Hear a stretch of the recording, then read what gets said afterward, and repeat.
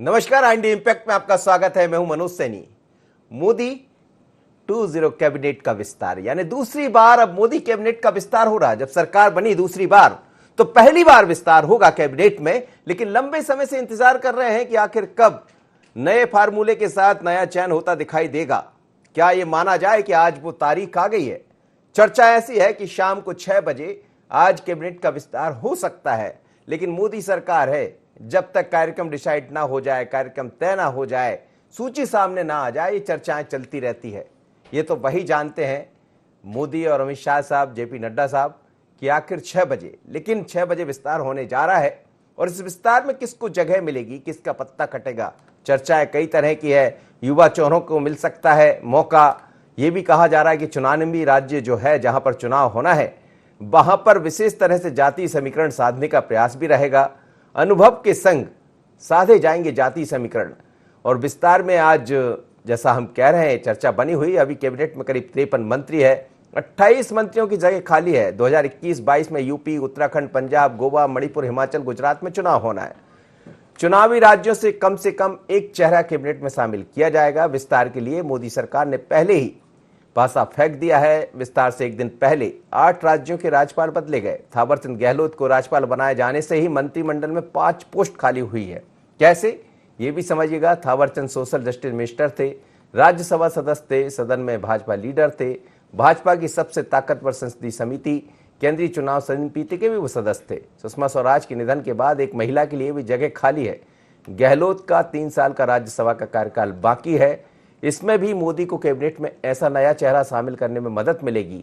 भाजपा के पास 2 राज्यसभा सीटों का कोटा है। एक सीट असम के पूर्व मुख्यमंत्री सर्बानंद सोनोवाल को देने का आसार है, और दूसरा, यदि हम बात करें कि सर्बानंद सोनोवाल को मोदी कैबिनेट में शामिल होना लगभग तय है। पांडिचेरी से भी भाजपा की एक सीट राज्यसभा में है।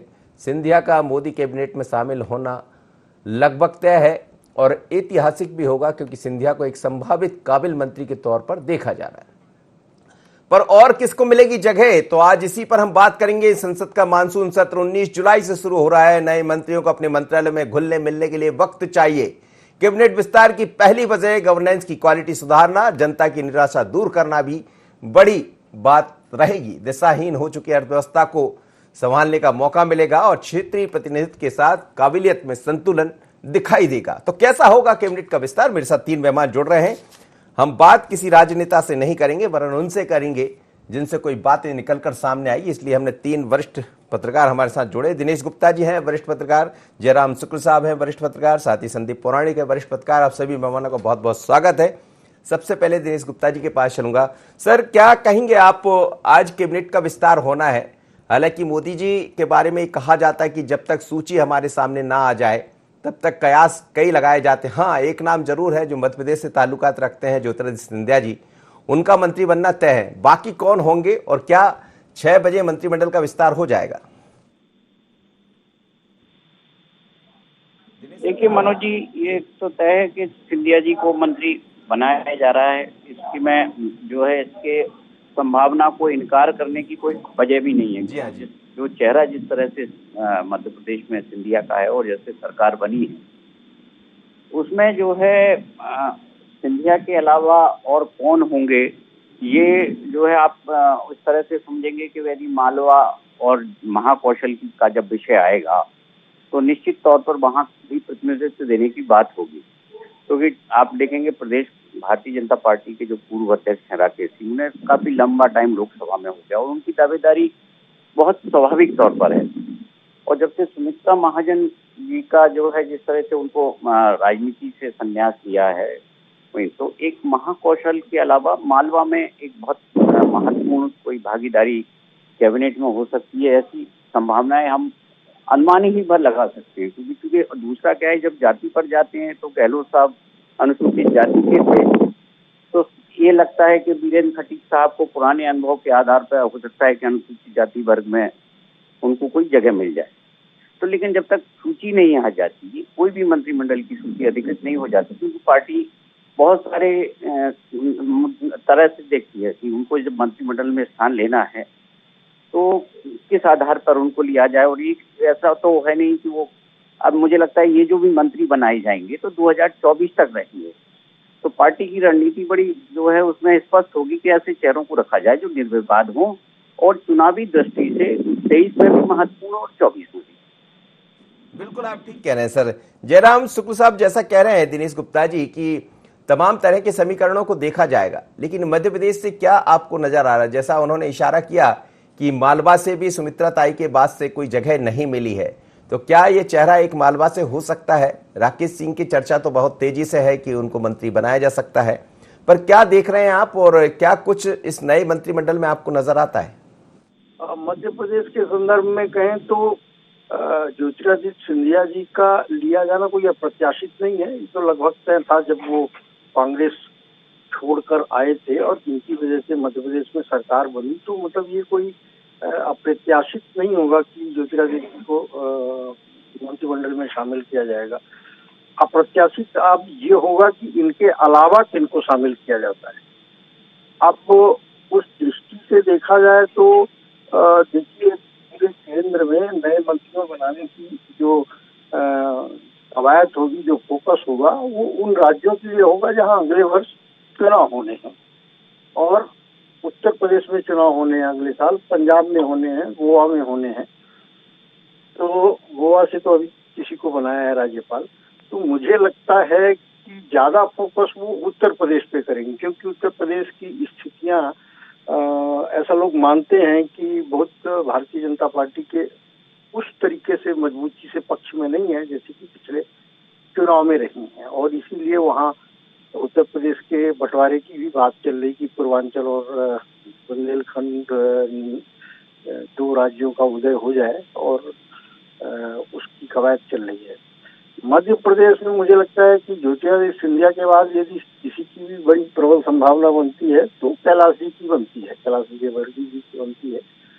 और तो मुझे नहीं लगता, राकेश सिंह जी बहुत काबिल है, मध्य प्रदेश के अध्यक्ष भी रहे हैं, लेकिन उसी क्षेत्र से प्रहलाद जी भी हैं और प्रहलाद जी मंत्रिमंडल में बहुत अच्छी पोजीशन में है। और मुझे लगता है कि प्रहलाद जी का प्रमोशन होगा, वो कैबिनेट में जाएंगे, क्योंकि इससे पहले भी कोयला मंत्री रहे हैं अटल जी के मंत्र उसमें। और आज की तारीख में मध्य प्रदेश के सबसे मजबूत नेताओं में से या सबसे कद्दावर नेता जिनको कहते हैं और मोदी जी के दिमाग में जिनकी सबसे ऊपर रेटिंग है, वो प्रहलाद जी की है, ऐसा आभास होता है। तो मुझे लगता है कि प्रहलाद जी का प्रमोशन होना चाहिए। राकेश सिंह जी की पिछले बार भी मतलब शुरू में भी चर्चा हो रही थी कि राकेश जी को मंत्रिमंडल में लिया जाना चाहिए, लेकिन क्या होता है कि कभी कभी बड़े काबिल लोग इस तरीके के विरोध समिति में फंस जाते हैं कि भाई वहीं थे, उसी पड़ोस से यदि कोई एक को प्रतिनिधित्व मिला है तो डिसबैलेंस का एक जो चक्कर होता है उस चक्कर में उनका नाम कट जाता है। मुझे लगता है कि राकेश जी की संभावनाओं के आड़े यदि कुछ आएगा तो प्रहलाद जी की प्रमोशन और प्रहलाद जी की उपस्थिति मंत्रिमंडल में आएगी। बिल्कुल आप ठीक कह रहे हैं। संदीप पौराणिक जी मेरे साथ जुड़े। संदीप जी, कल भी हम बात कर रहे थे इस मुद्दे पर, लेकिन अभी खैर तारीख तो तय है आज की, लगभग 6 बजे के आसपास मंत्रिमंडल का विस्तार हो सकता है, लेकिन अधिकृत तरीके से कोई जानकारी नहीं आई है। और मोदी जी के बारे में कहा जाता है कि वो सब कुछ कर भी चौंका देते हैं, तो कुछ चौंकाने वाला होगा? मनोज जी, आप ये मान के चलिए कि बड़ी संख्या में सांसदों को दिल्ली पहुंचने के लिए कह दिया गया है कल रात को, लेकिन उन्हें ये नहीं बताया गया कि वो मंत्री बनने वाले हैं। यही कारण है कि अलग अलग इलाकों से सांसद दिल्ली पहुंच चुके हैं और बड़ी संभावना लोग जता रहे हैं कि उनका भी नाम हो सकता है। कई नेताओं से तो पार्टी अध्यक्ष जेपी नड्डा ने भी मुलाकात की है। ये तय करना है सिर्फ 3 लोगों को। आप ये मान के चलिए कि प्रधानमंत्री, गृह मंत्री और प्रदेश पार्टी अध्यक्ष, ये 3 ऐसे लोग हैं जिनके अलावा किसी को जानकारी वैसी नहीं होगी सूची में नाम किसके हैं। हाँ, इतना जरूर है कि उसमें राष्ट्रीय स्वयंसेवक संघ की सहमति बहुत आवश्यक है इस बार। उसका मूल कारण है, जैसा दिनेश जी ने कहा, शुक्ला जी ने कहा, उत्तर प्रदेश का चुनाव बहुत मायने रखता है बीजेपी के लिए। इसलिए बीजेपी बहुत फूंक फूंक के कदम रख रही है। और मेरी जो समझ है, मैं जितना जानता हूं, उत्तर प्रदेश में इस बार जितने मंत्री बनने वाले हैं उनमें जातीय समीकरणों का बहुत ज्यादा ख्याल रखा जाने वाला है। और अगर किसी की हिस्सेदारी बढ़ेगी उत्तर प्रदेश में तो वो पिछड़े वर्ग की ज्यादा हिस्सेदारी होगी। उसकी वजह है कि उत्तर प्रदेश की राजनीति में पिछड़े वर्ग की अहमियत बहुत ज्यादा है। दूसरी तरफ ब्राह्मण को भी प्रतिनिधित्व दिए जाने की बात चल रही है। तो कुल मिलाकर के ये जो मंत्रिमंडल का विस्तार है, ये एक तरफ सरकार की छवि को, चेहरे को साफ सुथरा रखने की कोशिश होगी, दूसरी तरफ उत्तर प्रदेश पर खास नजर होगी कि उत्तर प्रदेश को कैसे फतह किया जाए। ये सारी चीजें इस मंत्रिमंडल विस्तार में महत्वपूर्ण रहने वाली हैं। और आने वाला समय, जो जैसा दिनेश जी ने भी कहा कि 2024 तक ये अंतिम बदलाव आप मान लीजिए, एक दो लोगों के होंगे तो होंगे, लेकिन बदलाव ये अंतिम बड़ा बदलाव है मंत्रिमंडल की शक्ल सूरत में। जहां तक मध्य प्रदेश की बात है तो आप ये मानिए मनोज जी कि मध्य प्रदेश में भी चौंकाने वाली बात सामने आ सकती है। हो सकता है जो 3 मंत्री बचे हैं इनमें से भी कोई ड्रॉप हो जाए तो अचरज नहीं होगा मुझे। दिलचस्प बात आपने कही है, बिल्कुल ऐसा हो सकता है, इसकी चर्चा भी है अलग अलग तरह से, लेकिन मोदी जी के साथ चर्चा ही चलती रहती जब तक कि हम पटल पर ना देख लें, सूची जारी ना हो जाए। दिनेश जी, जैसा आप कह रहे थे, लेकिन पंजाब, राजस्थान, महाराष्ट्र, यूपी, कर्नाटका में एक अलग तरह की सियासी खींचतान भी दिखी है इस बीच में। और ये भी देखा कि बिहार के मुख्यमंत्री की भी मुलाकातें हुई है, बिहार से भी कुछ नामों की चर्चा अलग तरह से चली है, राजस्थान में वसुंधरा राजे की भी मुलाकात हुई है। तो क्या इसी कारण ये नामों की जो सूची है वो दिखाई नहीं दे रही है, या एक मंत्रिमंडल विस्तार करना ये मोदी का अपना कार्यक्षेत्र है लेकिन जैसा देखा भी गया, या फिर उसका रणनीति का हिस्सा इसे माना जाए? देखिए मनोज जी, जो सहयोगी दल हैं उनका जो भी हिस्सेदारी है उसके अनुसार जो परिवर्तन होना है तो वो निश्चित तौर पर उसको कंसीडर किया जा रहा होगा, क्योंकि सबसे बड़ा दल भारतीय जनता पार्टी और सबसे बड़ा चेहरा नरेंद्र मोदी का है। तो आप और ये मानिए कि उसमें जिन लोगों को लिया जाएगा तो उसमें काफी सोच विचार किया जाएगा। आप 5 राज्यों के चुनाव में यदि हम कहें तो उत्तर प्रदेश और उत्तराखंड या पंजाब, इस सारे चुनाव भारतीय जनता पार्टी बहुत अपना जो हर चुनाव को एक वार फुट पे लेती है और लड़ती है। केंद्रीय मंत्रिमंडल में उत्तर प्रदेश और जैसा कुछ राज्यों को यदि छोड़ दिया जाए तो छोटे राज्यों का बहुत बड़ा योगदान हमको देखने को नहीं मिलेगा। लेकिन ये जो कैबिनेट विस्तार है, इसको आप केवल कैबिनेट विस्तार के तौर पर मत देखिए। ये हो सकता है कि भारतीय जनता पार्टी के भीतर संगठनात्मक तौर पर भी कोई बड़े बदलाव उसके साथ हों। यदि जो लोग मंत्रिमंडल से हटाए जाएंगे और पार्टी को लगता है कि ये इनकी भागीदारी संगठन में महत्वपूर्ण है, वो हो सकता है कि उत्तर प्रदेश चुनाव के लिहाज से भी हो, उत्तराखंड के लिहाज से भी हो, जिन्हें आप कोई महासचिव या उपाध्यक्ष या कोई भी एक जिम्मेदारी देकर उन्हें आप काम पर लगा सकते हैं। तो जो हम देख रहे हैं ना कि कल यदि गवर्नर बना दिए हैं और आज शाम तक मंत्रिमंडल है, तो बहुत लंबा विचार मंथन चल रहा है और एक एक चीज पर चल रहा है। यदि मतलब गहलोत साहब को यदि राज्यपाल बनाया जाता है तो मध्य प्रदेश में राज्यसभा की एक सीट खाली होती है, तो उसका भी प्लान भारतीय जनता पार्टी के पास होगा कि इसमें किसको एडजस्ट करना है। और भविष्य की जो राजनीति है मध्य प्रदेश की, वो राज्यसभा की एक सीट भी तय करेगी। बिल्कुल आप कह रहे हैं सर, लेकिन गहलोत साहब के जाने के बाद 5 ऐसी सीटें हैं जो खाली हो जाएगी। एक तो राज्यसभा की आप बात कर ही रहे हैं, दूसरा संसदीय कार्य समिति के वो सदस्य भी थे और कई तरह की जिम्मेदारियां उनके पास थी, तो जगह 5 लोगों के लिए बनती हुई नजर आ रही है। बिल्कुल बिल्कुल जगह जो है, लेकिन उस जगह का उपयोग पार्टी जो है किन चेहरों पर, चेहरे बहुत महत्वपूर्ण हो जाते हैं। जी जी बिल्कुल। जयराम शुक्ल सर, ये भी चर्चा है कि इस बार चर्चाएं हैं हालांकि ये सब कि एक तो जातिगत समीकरण, खासकर बैकवर्ड को बहुत ज्यादा स्थान इसमें दिया जा सकता है, वजह यही है कि अलग अलग राज्यों में चुनाव होना है। दूसरा, युवा चेहरे इसमें ज्यादा दिखाई दे सकते हैं। यदि युवा दिखेंगे तो जाहिर सी बात है कि फिर जो पुराने सीनियर लीडर है उनकी छुट्टी होगी। निश्चित तौर पे ये तो भारतीय जनता पार्टी का मूल मंत्र ही है, जनरेशन नेक्स्ट। और संभव है कि यदि जब अगला कोई चुनाव हो तो प्रधानमंत्री में भी जनरेशन नेक्स्ट आपको देखने को मिले। जैसे मध्य प्रदेश के संगठन में और मध्य प्रदेश के मंत्रिमंडल में भी जनरेशन नेक्स्ट देखने को मिला, या ऐसे लोगों को मौके मिले हैं जिनकी दूर दूर तक कहीं कोई उम्मीद या गुंजाइश नहीं देखते थे लोग। उसी तरीके से केंद्रीय मंत्रिमंडल में भी आप इस बार का जो परिवर्तन आप देखेंगे, जनरेशन नेक्स्ट आपको सीधे नजर आएगा। मुझे लगता है कि जैसे अभी जम्मू लद्दाख और कश्मीर वाला जो मसला है, पिछले साल अगस्त में जो 2 साल हो गए, तो वहां से भी, लद्दाख से भी एक वो बड़ा प्रभावशाली भाषण दिया था वांगचुक है वहाँ के जो सांसद थे, बहुत चर्चा में है वो। जी जी। तो मुझे लगता है कि वो भी आपको देखने को, मतलब इसमें जम्मू कश्मीर और लद्दाख की गणित भी इस फेरबदल में आपको देखने को मिल सकती है, ऐसा मेरा मानना है। ओबीसी तो के बेस पर तो भारतीय जनता पार्टी की पूरे देश की राजनीति ही हुई है, और वैसे भी अच्छा खासा पर्याप्त प्रतिनिधित्व है केंद्र में भी और मध्य प्रदेश में भी है।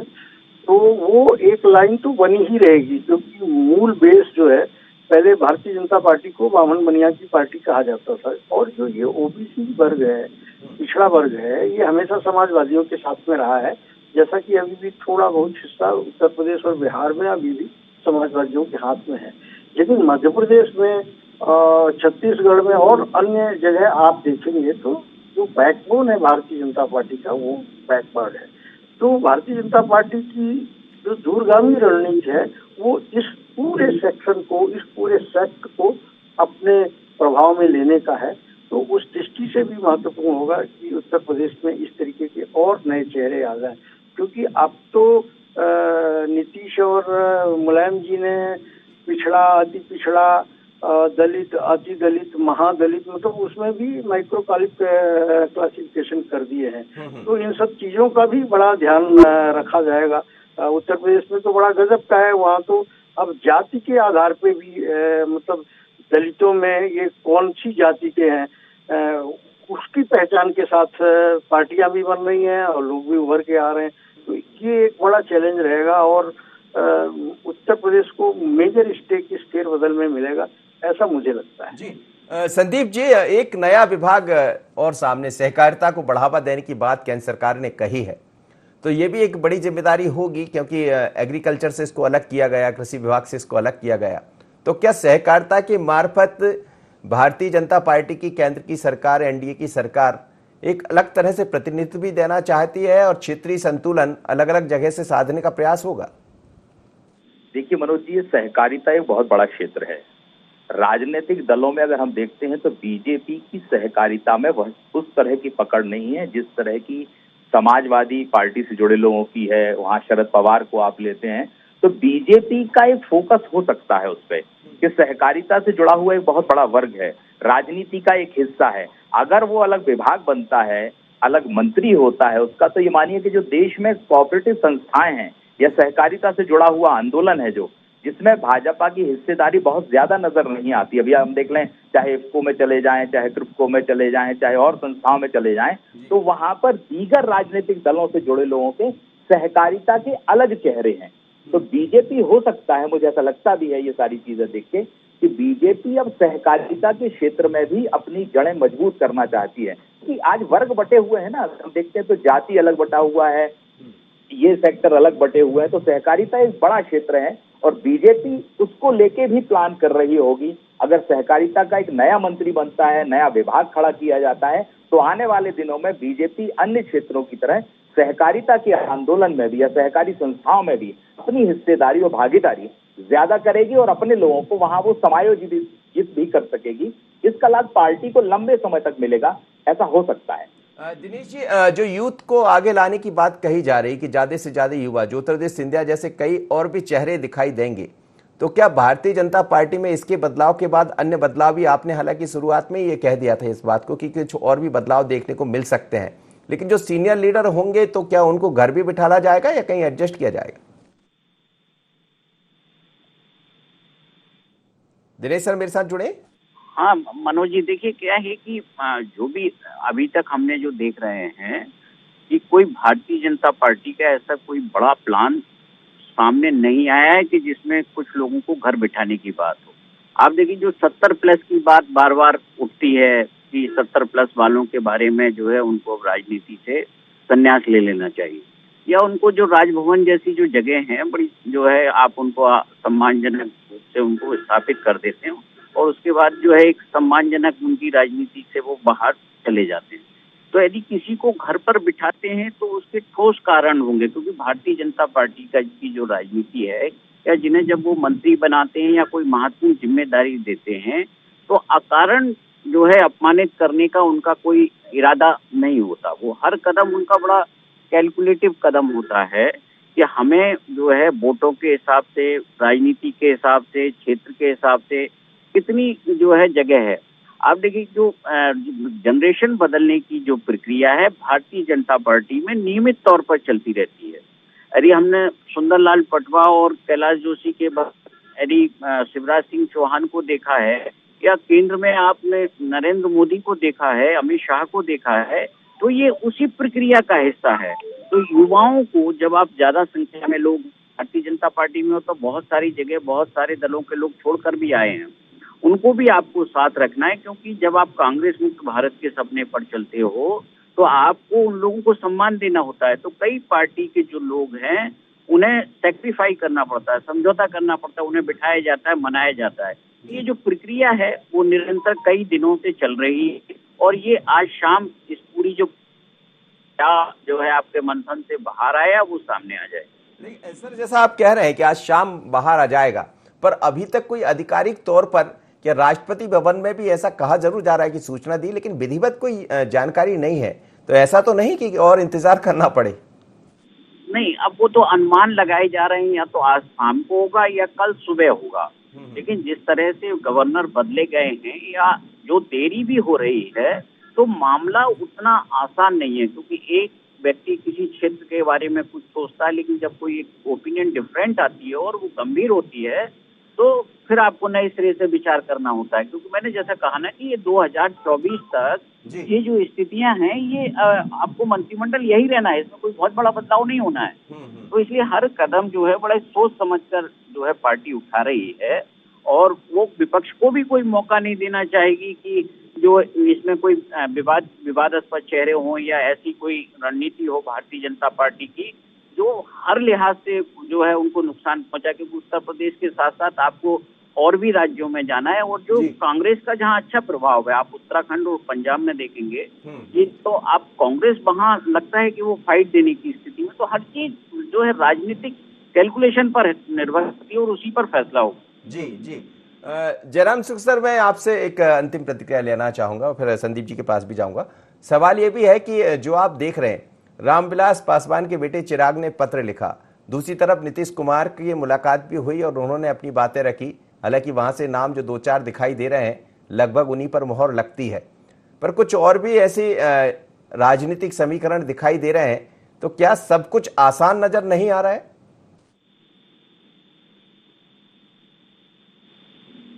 जयराम शुक्ल सर, मेरी आवाज सुन पा रहे हैं? चलिए, मैं संदीप जी आपसे मेरा यही सवाल है। मनोज जी, आसान तो नहीं होता है कभी भी मंत्रिमंडल का विस्तार करना या सरकार का चेहरा बदलना। ये स्थितियों से बीजेपी भी गुजर रही है, मंथन कर रही है। उनके साथ समायोजित करने वाले, या यूं कहें जो उनके साथ गठबंधन वाले दल हैं, उन्हें भी आपको संतुष्ट करना है। तो सोच विचार के, उनकी राय लेके वो व्यक्ति जो हमारे यहाँ एडजस्ट किया जा रहा है वो हमारे साथ कितना चल पाएगा, इसका भी मंथन हो रहा होगा, ये तय मानिए। लेकिन जो मंत्रिमंडल विस्तार है, मैं एक चीज और आपसे कहना चाहूंगा कि बीजेपी के अंदर लंबे समय से इस बात को लेकर विचार चल रहा है कि जो कोविड काल आया, महंगाई आई, बेरोजगार आई, जिस पर विपक्ष के हमले बहुत तेज हुए हैं, और उनके पास इस समय जो संगठन में प्रवक्ताओं की टीम है वो कहीं ना कहीं कमजोर पड़ती आ रही है। किसी दौर के बड़े प्रवक्ता और प्रखर प्रवक्ता जैसे स्मृति ईरानी हैं, रविशंकर प्रसाद हैं, मुख्तार अब्बास नकवी हैं, ये लोग सरकार का हिस्सा बन गए हैं। तो पार्टी की एक बड़ी कोशिश ये भी है इस मंत्रिमंडल विस्तार के जरिए कि कुछ लोगों को मंत्रिमंडल से संगठन में भेजा जाए ताकि संगठन मजबूती से विपक्ष का जवाब दे सके। ये चीज आपको मंत्रिमंडल विस्तार में नजर भी आएगी, मुझे ऐसा लगता है। जी, जयराम शुक्ल सर जुड़े क्या मेरे साथ? चलिए, दिनेश सर से एक अंतिम प्रतिक्रिया लूंगा और फिर इस कार्यक्रम को विराम दूंगा। सर, ओवरऑल मध्य प्रदेश की आप जो जिक्र कर रहे थे, मालवा का भी आपने कहा, तो क्या वास्तव में 2 से ज्यादा मंत्री मध्य प्रदेश को मिलेंगे या इतने में ही हमें करना पड़ेगा कि ज्योतिरादित्य सिंधिया ही मंत्री बन पाएंगे? देखिए, मुझे लगता है मनोज जी 2 से ज्यादा इस संभावना, हमें उम्मीद रखना चाहिए, क्योंकि मध्य प्रदेश भी बहुत महत्वपूर्ण राज्यों में है और पार्टी को बहुत सारे बदलाव यहाँ करना है, क्योंकि एक आप 1.5 दशक होने को आ रहा है, एक ही तरह की नीति पर पार्टी चल रही है। तो जब आपको अगली जनरेशन या अगली लीडरशिप की जब बात आप करते हैं तो आपको जो है कहीं ना कहीं स्थान भी देना होता है उन्हें। जहां आपको स्थान देंगे तो आप कहाँ पार्टी में देना चाहेंगे या मंत्रिमंडल में देना चाहेंगे। यदि 4-4 बार के जो सांसद हैं तो वो अपेक्षा रखते हैं कि उन्हें भी सम्मान मिले। तो मुझे लगता है जो दावेदार अपने यहाँ काफी हैं, उन दावेदारों के हिसाब से जो जगह मिलना चाहिए उसमें बहुत ज्यादा निराशा होगी। ये अभी जो है हम कह नहीं सकते कि बहुत जो उम्मीद लगाए बैठे हुए हैं लोग वो निराश होंगे, अभी उम्मीद उनकी कायम है। कैलाश जी को जगह मिल सकती है क्या? कैलाश जी की जगह भी बनती हुई नजर आ रही? देखिए, ये सब उस पर निर्भर करता है जो राज्यसभा में पार्टी को किसको भेजना है। कैलाश जी अभी चूंकि सांसद नहीं है, यदि पार्टी ये तय कर लेगी कि गहलोत की जगह जो है राज्यसभा में जो खाली हो रही है उस पर कैलाश विजयवर्गीय जाएंगे, तो ये मानिए कि गहलोत जी का जो है राजभवन पहुंचाने के पीछे जो है कैलाश विजयवर्गीय बड़ा कारण रहे हो। जी चलिए सर, बहुत बहुत धन्यवाद, आप सभी मेहमान मेरे साथ जुड़े। लेकिन मंत्रिमंडल के विस्तार की आज कवायद है और ऐसा कहा जा रहा है कि शाम को 6 बजे मंत्रिमंडल का विस्तार हो जाएगा। पर सवाल यही है कि आखिर मंत्रिमंडल में होगा कौन? तो एक चेहरा तो मध्य प्रदेश से ज्योतिरादित्य सिंधिया बिल्कुल साफ है, अनुप्रिया जी बिल्कुल बहुत स्पष्ट है कि जाना है, राणे साहब की चर्चा बड़ी तेजी से है, या सर्बानंद जी की बात करें असम से उनके नाम की चर्चा भी बहुत तेजी से है, सुशील मोदी के नाम की भी लगभग तय माना जा रहा है। पर और ऐसे कितने चेहरे होंगे, क्योंकि ये मोदी सरकार है, यहाँ कहना कुछ भी हो सकता है लेकिन तय तो वही करते। और आप सोचिए कि आज शाम को मंत्रिमंडल का विस्तार होना हो और आप चर्चा ही कर रहे हैं, आपके पास ना सूची है ना बात है, तो इसी बात से अंदाजा लगाया जा सकता है। और इसीलिए चौंकाने वाले कई बार परिणाम भी देखने को मिलते हैं और पहचान भी इसलिए होती है मोदी सरकार की कि कब क्या होगा आप करते रहिए, चर्चा कहते रहिए, लेकिन जो दिखता है वो चौंका देता है। तो क्या आज भी कुछ ऐसा दिखेगा? तो इंतजार कीजिए, लेकिन ऐसा लगता है कि आज विस्तार हो जाएगा। मुझे दीजिए इजाजत, बने रहिए IND24।